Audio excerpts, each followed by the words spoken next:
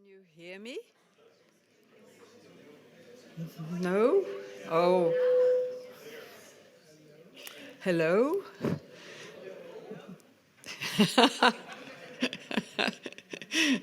I think you're the best audience one can have anywhere in the world. Very welcome to this evening's lecture. I promised to ask, is there anyone who wants, är det någon som vill ha det här tolkat till dansk? No. Oh. Yeah, there's one interpretation into Danish, please. Into Swedish, till svenska. And I'll try to stick to English. Yeah.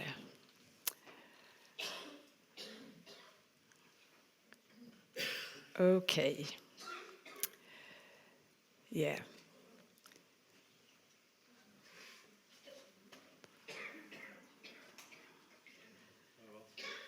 You're all very welcome to this evening's lecture. You who are here on site and you out there online.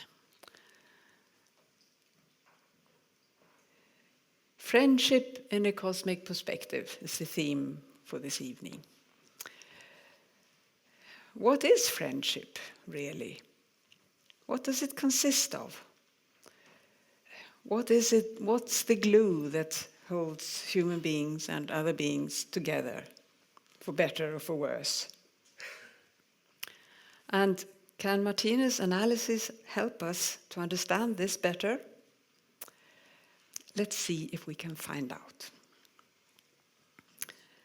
And first, look back into different parts of history. Where do I point this? There we are. Okay.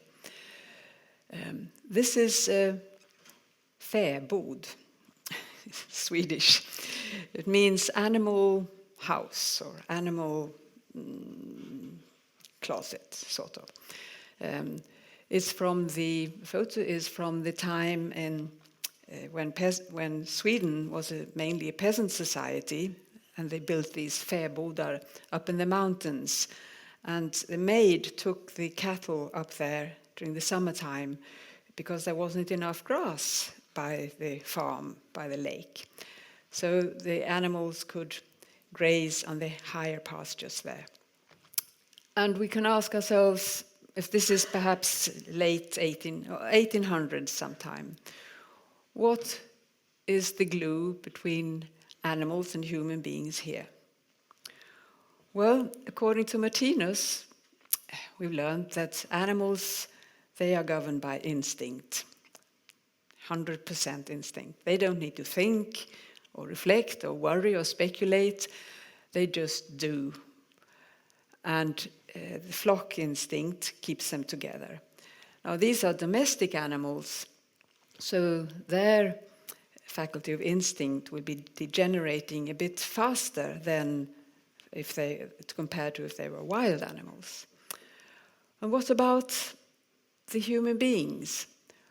Well, at that time, we can expect that they were a bit more one-poled than we are now, mainly. So marriages would probably, there was more glue in the marriages then. And also the struggle for survival held people together, because you knew that if you went out of a marriage or from a farm where you were working, you would not survive. You would end up in the poorhouse. So, you'd probably put up with both all kinds of things because that was the only choice you really had.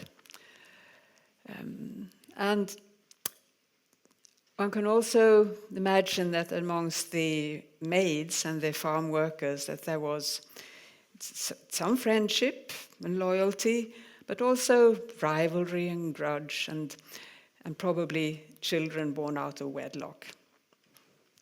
And if the farmer and his wife had a bit of humaneness, there would also be a bit of friendship between the levels in the hierarchy, as long as the subordinate ones kept their place, is my guess. So, what has happened? Weddings and marriages today, well, in Sweden, it has become trendy to marry, so they have increased, it has increased a bit. And it's also trendy to have big wedding parties, expensive. And one can hope that the now probably more double-poled beings here don't regret spending all that money on the wedding if the marriage doesn't last. But we can hope that it does last. Nowadays, when we marry, there are not just two beings really who need to harmonize, but there are four beings, because we have a twin in us. So there are four beings that need to harmonize, and their level of pole transformation needs to be fairly, not equal, but fairly in harmony with each other, is my speculation. So let's look back further in history, or deep back into history. Here we have a painting called Self-Portrait with Friend. And you can see friendship there, I think. We're not quite sure what the ingredients are, if there's more than friendship. This is the Renaissance painter Raphael who's made the painting, and he is the guy at the back there. He was a very prolific painter. He lived between 1483 and 1540. And he was contemporary with Michelangelo. They were rivals and competed. And they were both very, very talented, as you probably know. But the Raphael, he died when he was only 37 years old. And he was overworked. He was very busy in the daytime with his artistry, and at nighttime he was busy with his mistresses and lovers. So it seems as if he didn't have time to sleep. And one could say that he's an example of a person where the secondary pole, I'll explain these terms later, so don't worry if you are new in this, was very prominent with all his artistic talents, and his primary pole was degenerating. And then we tend to fall in love, but for much shorter periods, maybe only for a night or for a month or a year or so. So that's where he seemed to have been. Yes, and if we go back to our time again, here we have a painting from 2003, and it's named Friends. And I wonder if there are any women here in this evening who can recognize sitting in a sofa with a woman friend, confiding to each other about relationships at home or relationships at work. And I know that it's scientifically shown nowadays that women are generally better at sort of communicating in a softer way, one could say, and picking up where other people are. And it's not strange, because if you look back through the centuries, I mean, we've been at home with the family, children and the elderly and the ones who were ill, and it was us who looked after them. So we've just built those talents while the men were out there in the world, or building the world and coming back with food and firewood. So I don't think it's the primary poles that are active in these two right here. It's probably their secondary poles. And I also wonder, how do men develop friendship? Do you also sit in sofas? Well, you can tell me later.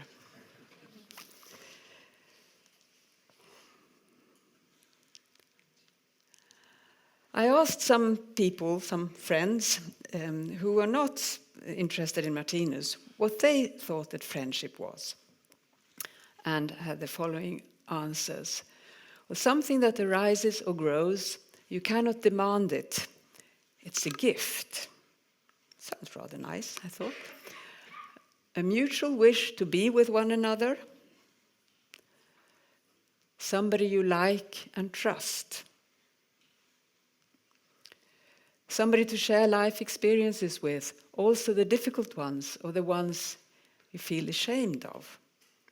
That sounds very valuable when it works. And the ability to listen without giving. A friend is somebody who has the ability to listen without giving advice. I must admit that I've experienced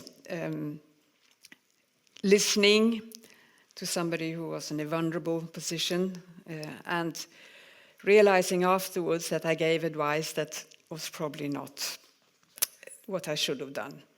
And I've also experienced myself being in a vulnerable position, sharing this and receiving advice that I felt, no, this is not what I want. I just want you to love me the way I am, even when I'm hopeless. It's said to be very healing when somebody listens to you without any judgment at all. And it helps if we mess things up and are trying to forgive ourselves for that. It helps if somebody else does not judge you. It helps you not to judge yourself. And when we don't judge ourselves, then the process can move on. As long as we judge ourselves, we are sort of held in the energy of gravity and instinct, really, one could say, or primitive feeling.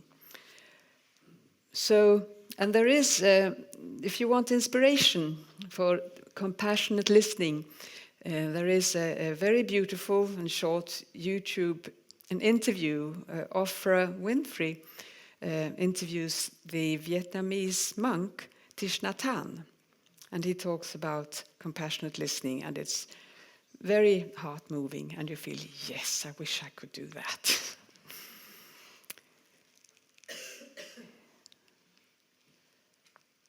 There can be lots of communication, or also the ability to rest together in silence. That I think you maybe recognize. And you can share an interest or a hobby. And this, people say, is timeless and non-demanding. Sounds rather nice, that too. Well, it's not always easy with friendships. What can make them complicated or even destroyed? Well, perhaps one of the most common one is that one of the parties falls in love. So the energy that was there falls in love with somebody else. Now, so the energy that was between the friends goes somewhere else. And it does so rather strongly, usually. And Martinus describes it, in one of the ways he describes it, he says that there's an exaggerated amount of energy that goes to the person you fall in love with, and therefore lesser energy is left for the other people, your friends. And I actually remember when I really fell in love, head over heel. We were married for about 20 years, so but I got to know later that my sister missed me then, because she had just broken up a relationship, and I didn't even notice. Yeah, but she has forgiven me way back. So that's, what can happen. It can also become complicated if one of the parties falls in love with the friend. We'll get back to that. Misunderstandings, we still find ourselves thinking that everybody else thinks the same as I do. And that's seldom the case. So misunderstandings do take place. And then it's a question if we have the ability to sort them out.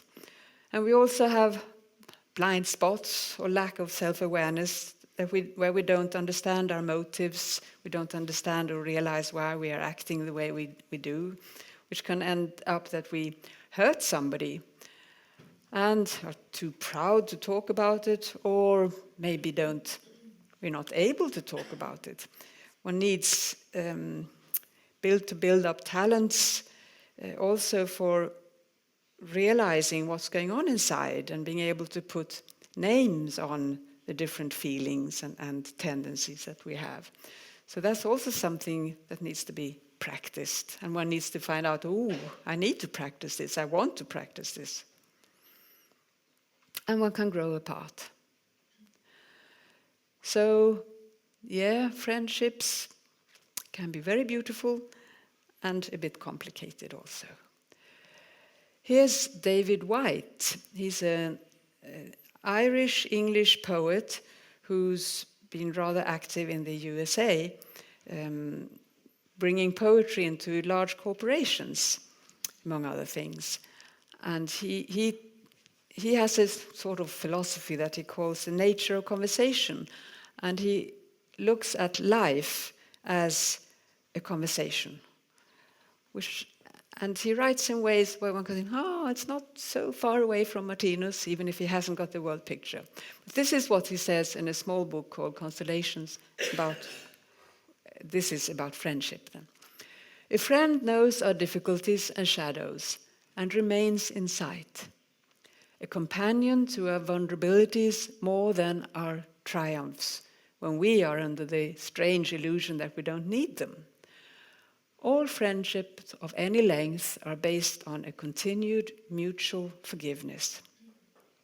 Without tolerance and mercy, all friendships die. Yeah? Friendships can die. But one thing remains firm, and that is our friendship with God. That remains firm, says Martinus in the Grand Course. It's good to know that God and Providence, or let's say God now, is always friends with us. Whatever we do, God is friends with me and everybody else. Then it's perhaps not always the case that I am or you are friends with God. It's easy when life follows what one has planned and the expectations and wishes one has. But we are not very clear-sighted. We don't always know what we are here to learn. And when we bump into difficulties, it can be really painful and hard and really challenged. We feel we don't have the talents to sort this out or to manage this. Then it's not always easy to be, at least on the emotional level, to be friends with God. But knowing that God is always there for me, even if I'm not friends with God, is a great help. And also helps the process, because then one can use prayer, and that helps the process forward to becoming friends with one's fate. Now, where do we go? I've been using a load of terminology without explaining them. So let's go back to some basics. Now I'm supposed to use this. Let's see how that goes. It's, haven't practiced this. This is well, bear with me. This is symbol number 11, the eternal world picture. And if we look at this as the Godhead, no, is it all right if I use this instead? I'll have to practice this when nobody's here. Yeah. We see the universe, the Godhead, and the spiral cycle, and how it all is constructed with the I, the causeless cause, and the source, and the creator and experiencer is the I, which we see as the white plate behind it all. And the star in the middle symbolizes the eye of the Godhead, and the circles out here symbolize our individual eyes, because we are individuals. We have individual eyes, but they are all part of the Godhead. So on that level, we're all one. And we also see these rays here. They symbolize the creative ability and ability to experience of the Godhead, which means which is the same as the creative ability, or the X2, of all living beings in the universe, whether it's an ant or an elephant, a planet, an atom, or a galaxy. And we all live and experience life in the created world. And we move through this spiral cycle, through every kingdom, the same kingdoms in every spiral cycle, but in very different forms and ways. Experience will always change for us. And I'd like to point out here, you see this energy moving out, radiating from the Godhead out towards the whole of the universe. And we see that the living being's energy all around the spiral cycle is directed towards the Godhead. And that's eternal. That's how it always is. That's how the universe is constructed. That these energies are directed towards each other. And where they meet, that is where life experience takes place. In order for experience to take place, we need two energies, that actually an ingoing and an outgoing energy. And the energies meet, and we experience life in very different ways around the spiral cycle. I think we leave it at that. And here we can see the spiral cycle laid out in a vertical way, with the plant kingdom, animal kingdom, true human kingdom, the kingdom of wisdom, the divine world, and the kingdom of bliss. And let's look at where we are. And this symbolizes where we are in the spiral cycle. And this shows the combination of the basic energies in different places in the spiral cycle. They're both extremely beautiful, don't you think? One can just look at them and meditate. But we are in the second part of the animal kingdom. So we can see here that we are dealing with, our instincts are degenerating. Animals have more instinct, therefore they don't need to think. But our ability to think and use our intelligence is increasing rather rapidly, and therefore all the technological development in the world. We see that our energy of gravity and the killing principle is decreasing, but it's still there. We can see when we look out into the world, and sometimes when we look into ourselves.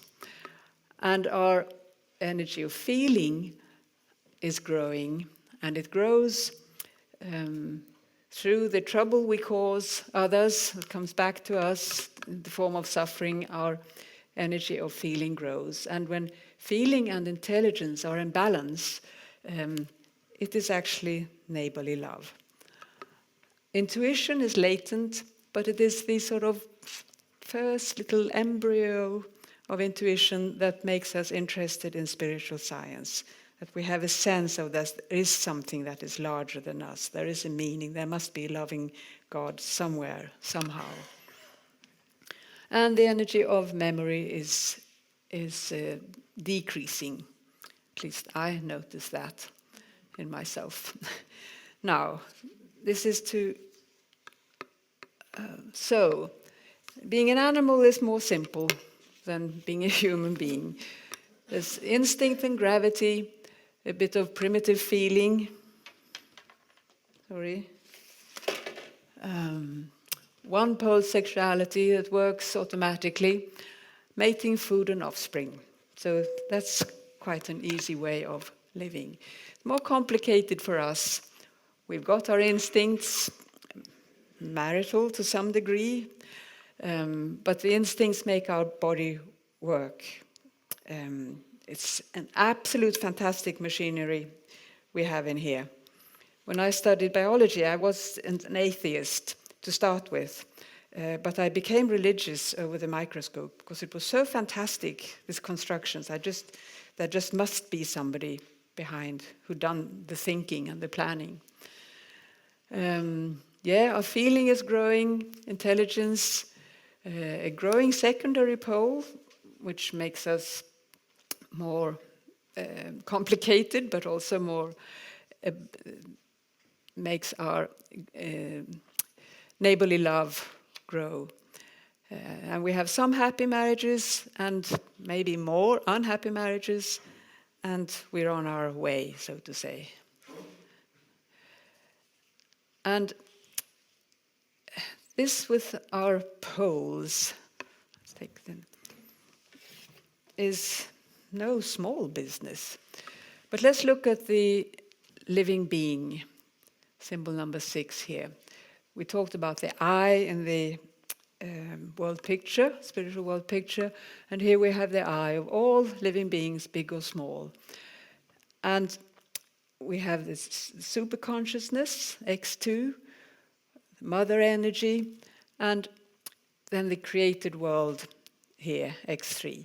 And on the border, the eye is complete stillness, even though it's the creator and the experiencer. And we have movement out here in the sort of ocean of the created world. And the border, there is no border really, but this is just abstract, really. And I think one needs quite a bit more intuition to really understand this. There is something Martinus calls the primordial desire, which is an undifferentiated desire to experience life, always. We are eternal beings, so we will eternally experience life. The primordial desire, the mother energy, which differentiates out into the 6 basic energies, and here they become we have our these talents, these become our creative faculty, we can say. And then we create, so both experiencing and acting in the world is a question of creation. I think we leave it at that. And here Martinus says that the eternal I must thus, through its X2 and X3, create 2 different forms of energy. This creation is triggered by the 2 eternal centers in X2 and spreads to X3, where it is perfected. These 2 centers are thereby the I's eternal organ of life. This organ of life thus creates or releases 2 kinds of energy, the center for each of the two kinds of energy that we know as the masculine and the feminine pole, respectively. And he continues, through these 2 poles, the primordial desire of the I becomes its creative faculty, which in turn means its ability to feel pleasantness and unpleasantness. And this ability is thus the innermost structure of all sensory perception and creation. The entire experience of life is but variations of the experience of pleasantness and unpleasantness. This is I find it's a mixture of pleasantness and unpleasantness. That's where we are all the time, degrees of pleasantness and unpleasantness. And that it's connected to our primordial desire and these deep or high spiritual structures in us on a daily basis. It's there all the time. So absolutely all movements, all formation of substances, all climatic conditions, and all things that can be experienced or sensed at all are rooted in and promoted by the living being's masculine and feminine poles. That's what I meant when I said they are not an easy matter. They are deeply rooted high up in our cosmic structure.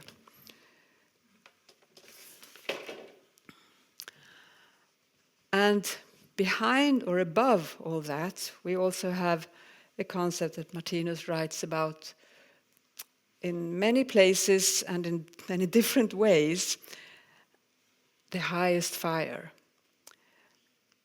And this is one way he writes about it. The highest fire, the principal cosmic organic foundation for the living being's experience of life.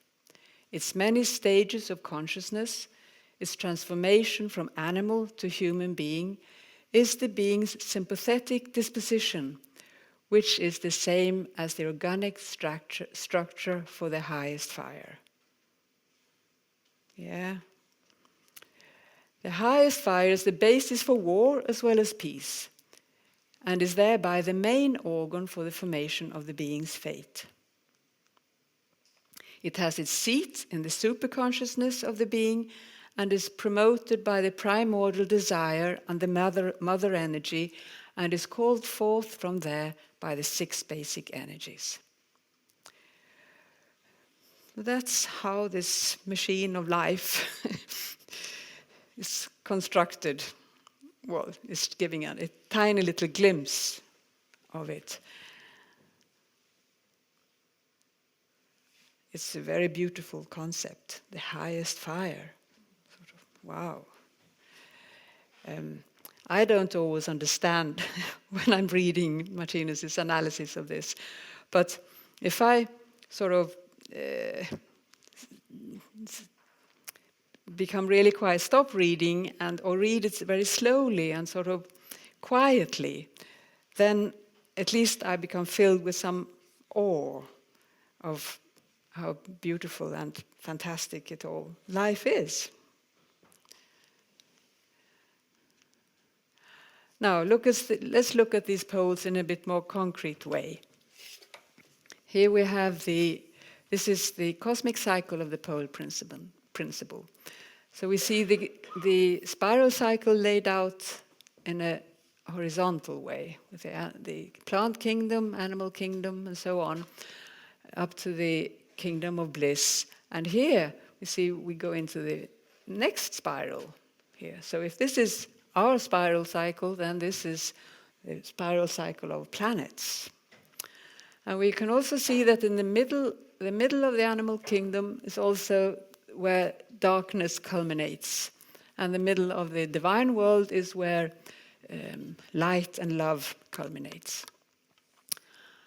And in between here, we see 2 beings and their poles. This one, we can see that in the animal kingdom, this being, the yellow symbolizes the feminine pole and the green, the masculine pole. We see that this is a feminine being in the middle of the animal kingdom, because the masculine pole becomes latent, or very small. But rather soon it begins to grow again, and at the end of the animal kingdom, they are balanced again. And this being that's the opposite. This is a female being in the animal kingdom, and this is a male being in the animal kingdom, because the female pole becomes latent. And what we normally think as, well, there's always been men and there have always been women, and there always be. I mean, animals are also men and, masculine and feminine. And Darwin said nothing about the transformation of the poles or evolution of sexuality, no. But when we look here, we see it's a very temporary state. For 5 kingdoms, we are double-poled, and not until the 2nd kingdom of the next spiral cycle we become one-poled again.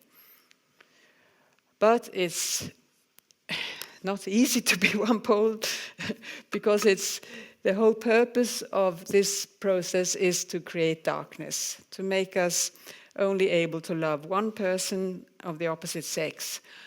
And that creates jealousy and rivalry and war and what we see in the world today. But there's also light in the middle of the darkness.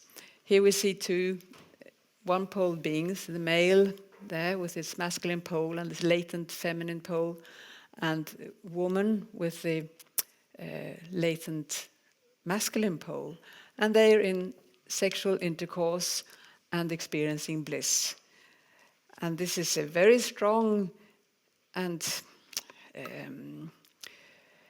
well, we know through films and poetry and songs how praised this ability to have amorous love and sexuality in the animal kingdom, how important it is. And it has saved us through very hard struggles. But we're on our way out of it. And that's also not a very easy matter. And in the middle of this being is, in one way, totally self-contained. It's in bliss all the time, with the poles are equal, and the energy of intuition is the one that dominates. And there's complete. It was a while since we were there, so it's difficult to imagine. When one reads Martinus' descriptions of it, I thought, well, yes, it must be fantastic, but it's sort of so way beyond our consciousness now. But what's important here also is to see that, we don't change poles overnight. We don't change sex overnight. And we need 2 spiral cycles to have been both man and woman in the animal kingdom. So, I don't know what it's going to be like to be a male planet, but I can see, and it sounds a bit sort of nearly weird to start with, but I can see that it's logical. So, all right. And when this knowledge becomes more known, it's going to help us so much.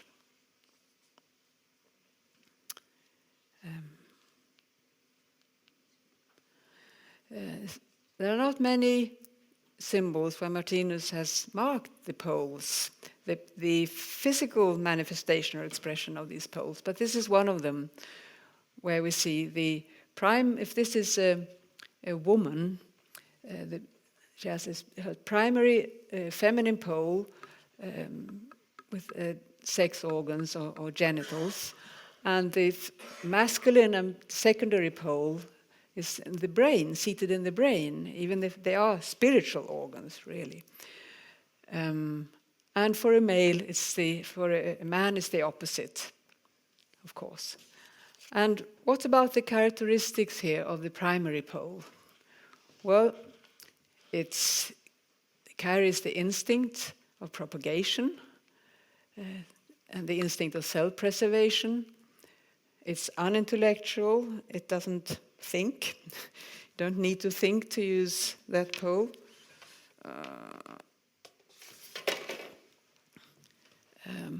It's possessive. It's needy, wants, and it creates intrigues.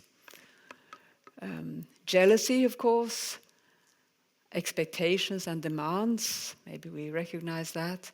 It's selfish, and the root of all evil.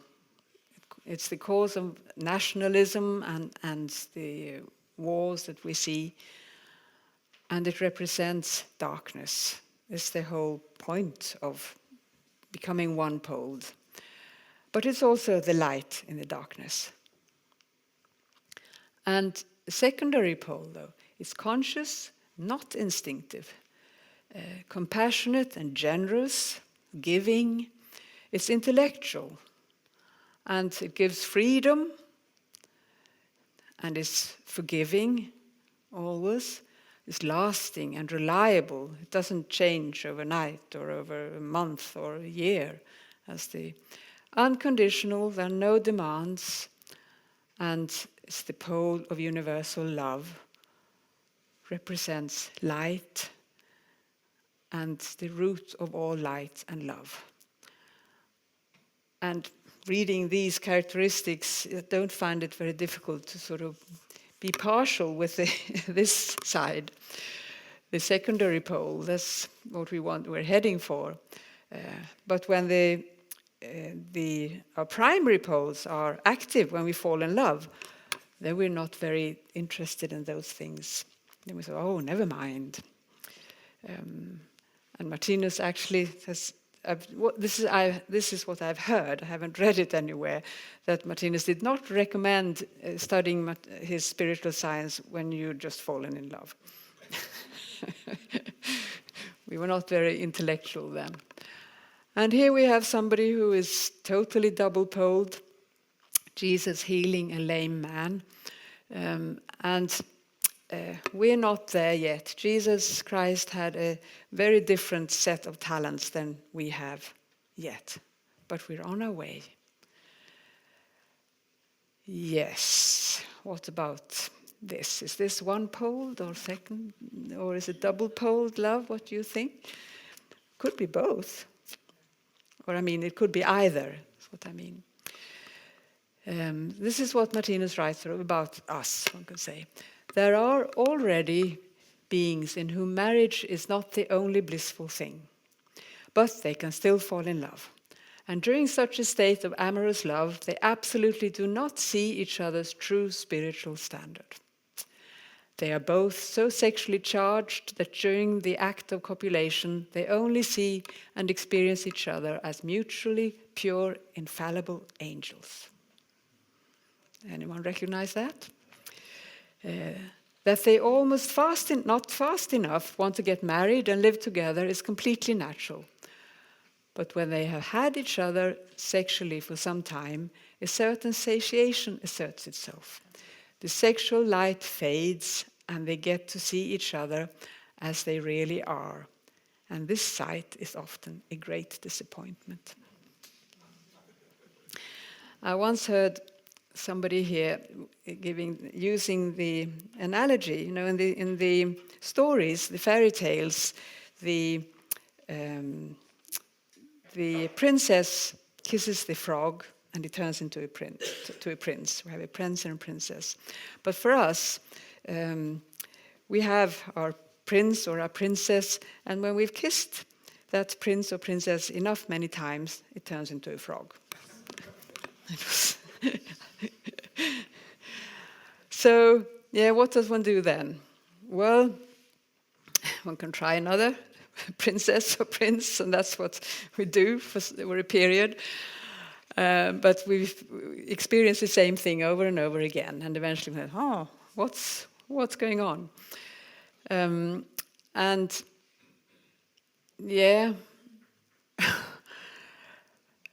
For one can use, if one can use one's marriage or partnership as a grindstone or as a mirror, and see that things that that irritates me and the other person, what does that say about me? Does it mean that they say that I'm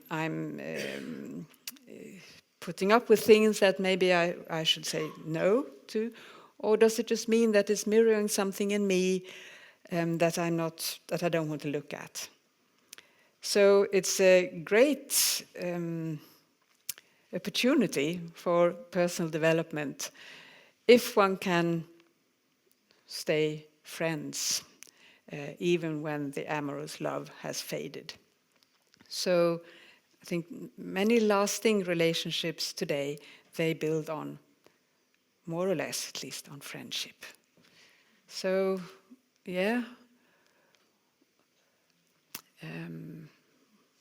Martinus again. Now that the spouses, both the man and the woman, are surrounded by many people outside their marriage that they have sympathetic feelings for and a close friendship with.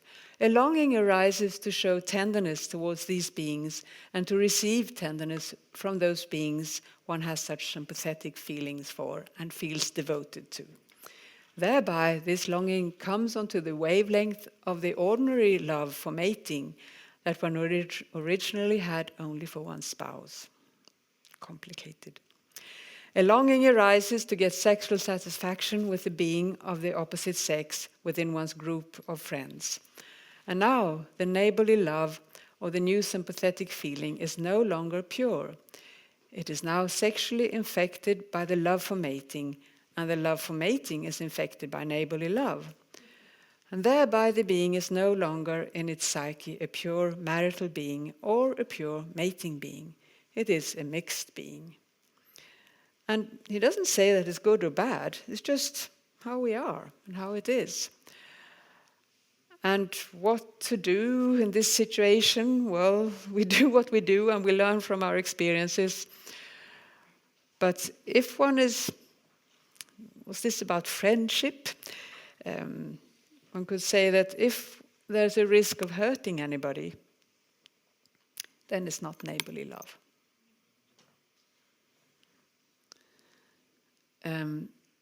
Here's an example. We'll come back to Martinus. I just wanted to give you some examples of how this period that we are in. Martinus says that we are, I'll come to that. That where we are now, we are a bit vulnerable. It's because of the pole transformation and because we have so little cosmic knowledge. And especially if our sexual urge or desire is stronger than our level of morality. That is a marshy land to be in, one could say. This is Astrid Lindgren. I think many of you have heard about her, at least you who are Scandinavian. She's a writer of children's books, and she's been translated into, I think, 70 languages and is read all over the world by both children and grown-ups. And she had a rather tricky childhood and youth. She grew up in the... She was born in the late 1800s. Oh, I can't see. On a farm in Sweden. And she's the one there with the long hair. Her family were strictly religious. Her father was a church warden, and her mother there was the one who sort of ruled the farm, who organized things, and she was rather strict. And when you'd been punished by the mother, you went. She says, then I went to my father because he was soft and he would sing for me. And so we can see the masculine pole growing in her mother and the feminine pole growing in her father. Anyhow, it turned out for Astrid that her essays that she wrote at school, they were read out loud, and she won a competition for writing in one of the local newspapers. And when she was in her teens, things became difficult because she wasn't like her girlfriends. I mean, they would fall in love and they were chasing boys. But she was interested. She wanted to travel. She wanted to write and learn to paint. And she cut off her hair secretly. And when she'd stopped school, she got a job in the local newspaper. And the chief editor there fell in love with this clever young girl, and a year later she was pregnant. And that was a disaster for the family. And in order to save her parents from, well, she thought they would die out of this disaster, or that it would kill them, she fled to Stockholm and got a job as a secretary. And she then gave birth to this child in Copenhagen secretly, and it was very complicated and difficult. She had to leave him when he was 3 weeks old to go home for Christmas, so there would not be rumors of where she were. So here one could say that the humaneness or neighborly love of the parents was exceeded by their fear and their strict religious tradition. But they did soften after some years, and the boy came also to them. But what is interesting that the books that she has written are often, quite a few of them are about a child without father and mother. And they are so supportive. And there is a kind of a sense of, I don't know if you agree, of providence. There is a providence behind the scenes in her books. So all those troubles and difficulties also resulted in a very beautiful creative ability in her. I'll just say a few words about Selma Lagerlöf, another Swedish author. She had got the Nobel, was the first woman to have the Nobel Prize in 1909 in literature. And she also had a strong masculine pole and protested against her father, who wanted her at home on the farm and to take over. But she insisted and went to Stockholm, and she understood that if I want to be independent, I need to earn money. So she became a teacher, and she started writing early. And she wrote lovely books during her, and they also have a spiritual aspect, her stories. And she had female lovers, woman lovers. This is one of them. Also, she was also a writer, Sophie Elkan. And at that time, women were not considered to have their own sexuality. It was men who were the sexual beings.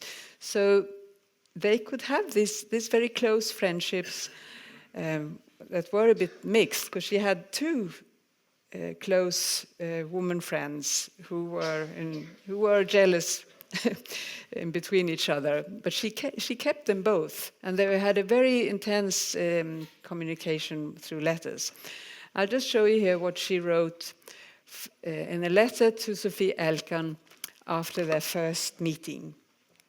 And this is how these poles can express themselves or manifest themselves. I had a strong urge to say, "My dearest love, haven't we known each other for many years? Why should we pretend being strangers?" I had to clench my teeth and hold onto the sofa with my fingers in order not to rush up and kiss you wildly. And then I found myself pulling you towards me without realizing that I was pulling. This is from a rather new biography of Selma Lagerlöf by Anna-Karin Palm, with the subtitle, "I Want to Set the World in Motion." It's quite ambitious, one could say. Yeah.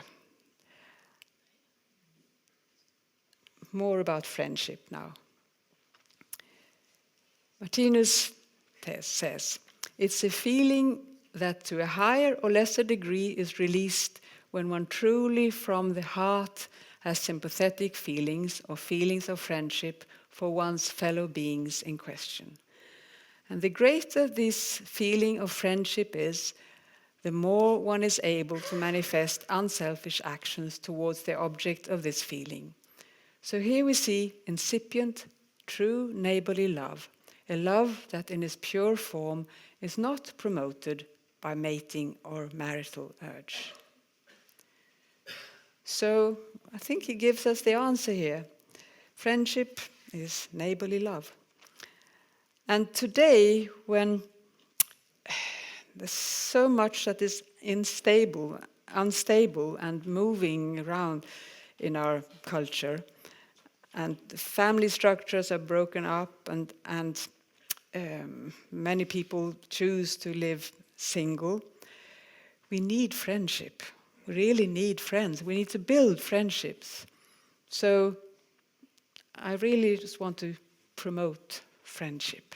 It's worth working with ourselves so that we can become good friends for each other. I think we skip that one. You know about all this. More Martinus. For all outstanding, humanistically developed, civilized human beings, this time is now so imminent that the double-poled highest fire already vibrates more or less in their own psyche and soul.